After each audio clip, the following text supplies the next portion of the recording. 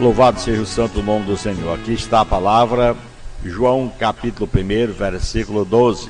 Mas a todos quantos o receberam, aos que creem, deu-lhes o poder de se tornarem filhos de Deus, os quais não nasceram do sangue, nem da vontade da carne, nem da vontade do varão, mas de Deus. E o Verbo se fez carne e habitou entre nós, cheio de graça e de verdade, e vimos a sua glória, como a glória do unigênito do Pai. Então, meus irmãos, aqui está o trecho da palavra do Senhor, que muito nos chama a atenção, vida do discípulo de Cristo. Então, meditando nessa vida cristã, o que nós devemos fazer, como devemos viver, podemos descrever aos nossos radioouvintes que uma vida de discípulo de Cristo é uma jornada de seguir a Cristo e viver de acordo com os seus ensinamentos. Ensinamentos esses que transformam a nossa vida. E aqui estão algumas características de uma vida de discípulo. Primeiro, seguir a Cristo. Segundo, obedecer a palavra. Terceiro, amar a Deus e aos outros. E quarto, servir aos outros. Dentre essas características, 4 pontos que nós colocamos, seguir a Cristo. Um discípulo segue Jesus Cristo e busca conhecê-lo melhor.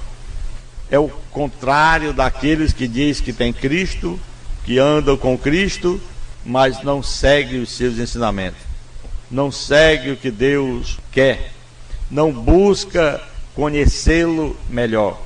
E buscar conhecer a Cristo é estudar, é ler a palavra, obedecer o Evangelho, é se congregar, é seguir os passos do Senhor, pois Ele mesmo disse: as minhas ovelhas ouvem a minha voz e me seguem.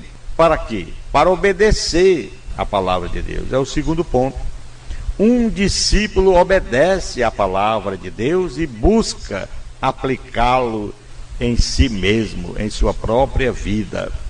É o que nós devemos entender como discípulo do Senhor, deixando o mundo com suas orgias, deixando o mundo com as suas feitiçarias, deixando também a vaidade, o pecado, a idolatria e tantas outras coisas que o homem pode fazer e desobedecer a Deus. Quando nós obedecemos a palavra de Deus, por exemplo, um discípulo, ele tem que aplicar o cumprimento da palavra em sua vida. Por exemplo, amar a Deus, terceiro ponto, amar a Deus e aos outros. Um discípulo ama a Deus e aos seus irmãos e busca demonstrar esse amor em suas ações. Ele é generoso, ele é bom, ele é uma pessoa amiga, uma pessoa que obedece à palavra, ama a Deus, ama o próximo. Se eu amo o próximo, eu não desejo o mal para o meu próximo. Então isso é demonstrar esse amor em suas ações, em seus negócios, em servir aos outros, é o quarto ponto. Um discípulo serve aos outros usando seus dons e habilidades para glorificar a Deus, para levar essa pessoa aos pés de Cristo, ensinar a verdade, essa pessoa viver uma vida porque ele segue a Cristo, obedece a palavra, ama a Deus e os outros. Isso é importante. Então nós temos também os desafios e as oportunidades em nossa vida diária. Primeiro, vem as perseguições e oposição. Segundo, vem o crescimento espiritual, é claro, se assim você resistir.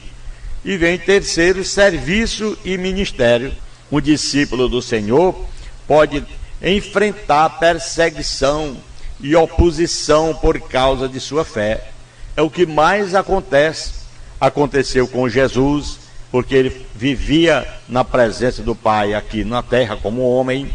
Aconteceu com todos os seus discípulos que quiseram seguir ao Senhor. Só que depois de tudo isso, Jesus diz mesmo: se alguém disser mal contra vós, mentindo, alegrai-vos, não entristeçai-vos, porque assim perseguiram os vossos profetas que foram antes de vós. Quando você obedece, quando você anda na palavra, vem o crescimento espiritual. Um discípulo que busca crescer espiritualmente, aprofundando sua compreensão na fé, desenvolvendo uma relação mais pessoal com Deus. Isso vem o crescimento espiritual, a sua comunhão com o Pai, com o Filho, com o Espírito Santo, com as pessoas, servindo a Deus. Entra, portanto, pelo ministério. Um ministério de um discípulo que busca servir e ministrar aos outros, usando seus dons e habilidades para glorificar a Deus.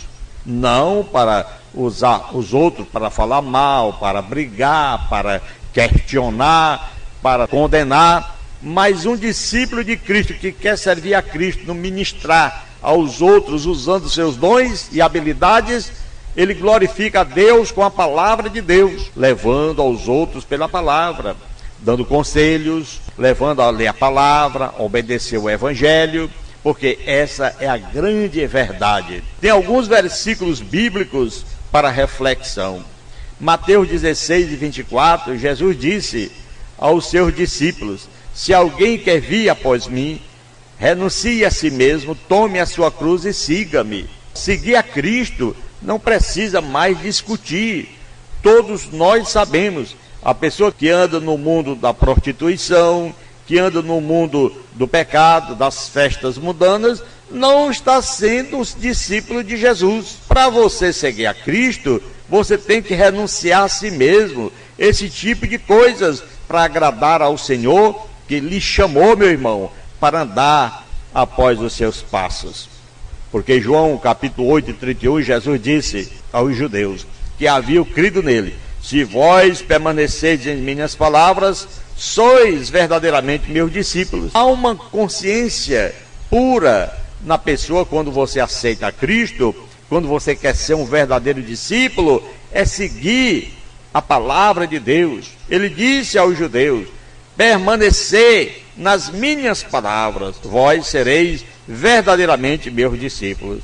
Já em Lucas, para não ficar só em Mateus 16, 24, Lucas repete a mesma palavra e dizia a todos: se alguém quiser vir após mim, negue-se a si mesmo, tome a sua cruz e siga-me. Aleluia! Cada dia negue-se a si mesmo e siga-me. É a palavra de Deus.